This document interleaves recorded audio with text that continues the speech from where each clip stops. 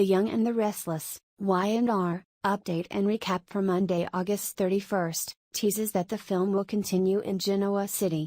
At home, Ray Rosales could tell Sharon Newman was exhausted after flying to Kansas. Sharon knew Adam Newman was about to have a big break, so she's glad she's been there for him. Then Sharon got a call from Victor Newman. Victor asked about Adam, but Sharon didn't want to say much. This is Adam's story to tell. At the ranch, Victor hangs up when Victoria Newman arrives. Victoria blamed the visit because the kids wanted to come and didn't think they could say anything to each other. Victor disagrees and thinks that they really have a lot to discuss. The talk shifts to the numbers about new deals, something Victor is also willing to admit. Victor also has some positives when it comes to Nikki Newman becoming a COO. Victor argues that there are still similarities to be found in Victoria.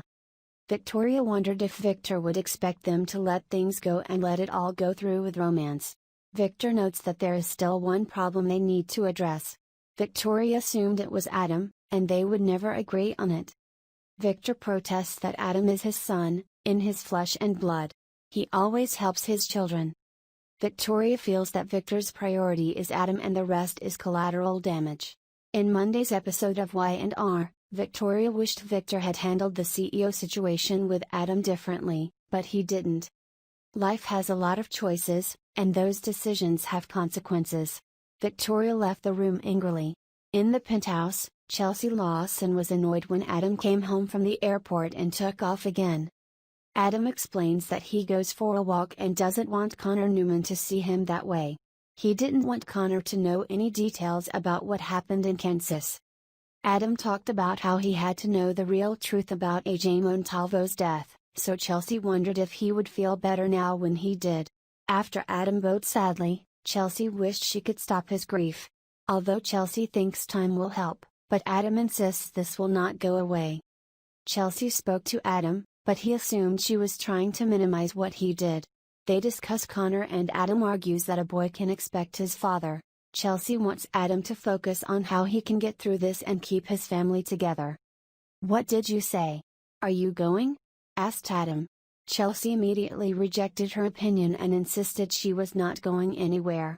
So did Connor, but Chelsea saw Adam return. So before. She doesn't want him to take off again and assures Adam that everything he needs is right here. "This is your home. This is where you belong," Chelsea promised. At Chancellor Communications, Jack Abbott, Peter Bergman, overhears Billy Abbott, Jason Thompson, ending a working call. Jack was impressed and admitted that he decided to come see Billy's new digs. Billy is surprised that Jack just wants to hang, so Jack suggests that this is exactly this. "Hang!" Jack exclaimed. In the second episode Young and the Restless, Jack and Billy discuss recent acquisitions from Newman Enterprises. Billy thinks they owe Victor the Black Knight their gratitude for driving Victoria so mad to sell. Jack and Billy don't think Victor can hit the reset button with Victoria like he has in the past. The conversation shifted to Theo Vanderway's newly hired Chancellor. Billy admits it was ironic that he was worried about Theo becoming a pervert, but he thought he could help the boy. Jack felt like he was seeing a new lightness in Billy. He's proud of Billy for what it's worth. "It's worth it, brother," Billy admitted. Jack talks about the good and bad days when it comes to Dina Mergeron, Marla Adams. He remembered the woman who used to be her, but there was still someone inside. Dina is less direct communicative at the moment, but recently she gave out a message. Jack admits Dina wants him to find love again.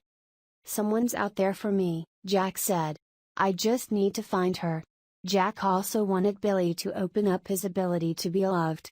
Then, Billy watched news updates on the phone about Amanda Sinclair joining the team at Chancellor.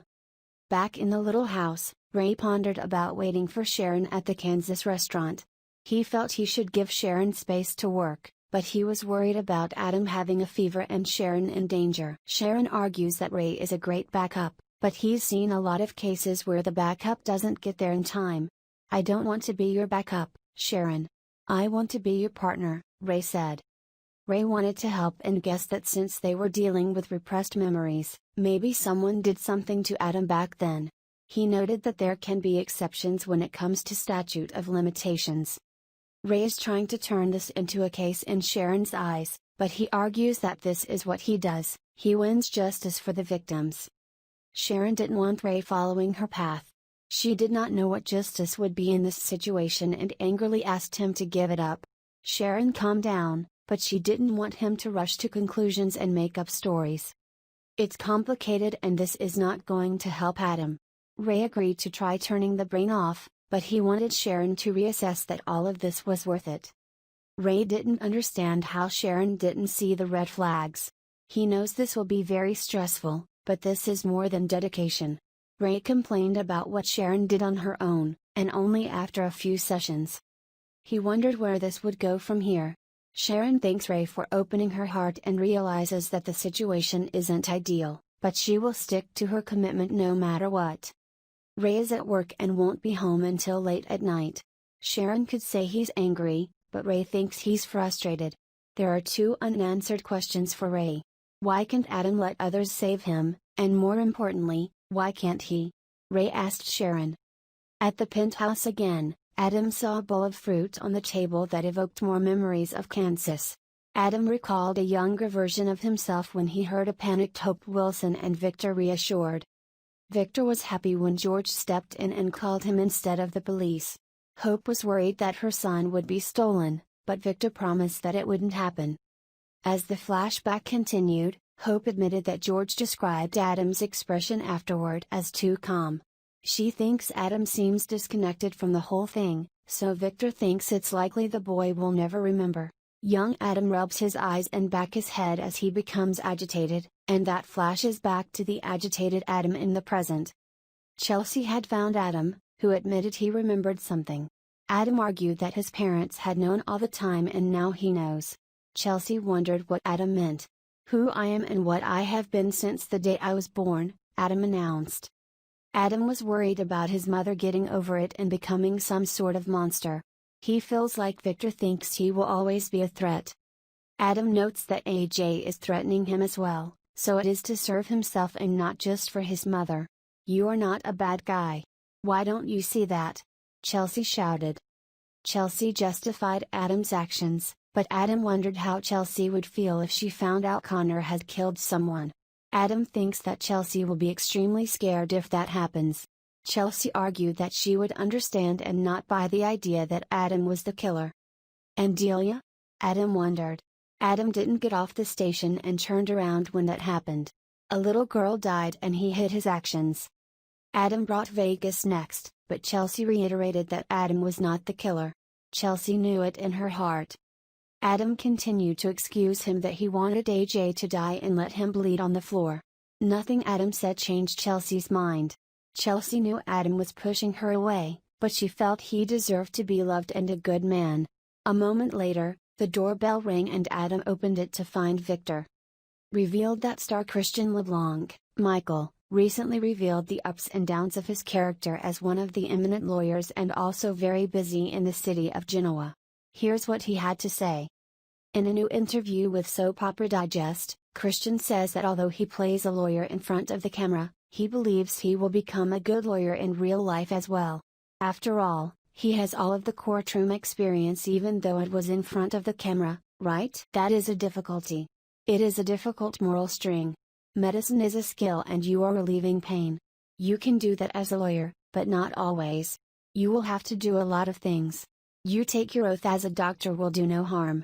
It will be very interesting. When asked who his toughest client was on the show to date, Christian says it's the entire Newman family. Give up. Every Newman has problems, he said. Michael always asks his client to be quiet and let him talk, but not Victor. He would go his own way and say, "I won't plead guilty, even though he did it, or I was framed." He will not be silent. In the case of Nikki, Victoria and Sharon being tried for JT's death, Michael always let his guard down because they over and over again lied to him to cover up for Nikki. At a certain point, Michael asked, "Who am I to you?" With that, reports have indicated that the cast and crew of Young and the Restless are scheduled to return to the studio of the hit CBS drama on July 14th, which means fan. New episodes of Y&R can be expected as early as mid to late August. We can't wait. Young and the Restless spoilers reveal that Victor definitely has some interesting things to say, so stay tuned for Y&R. Y&R channel will have plenty of additional news, updates and other Young and the Restless news to read, so be sure to check back soon.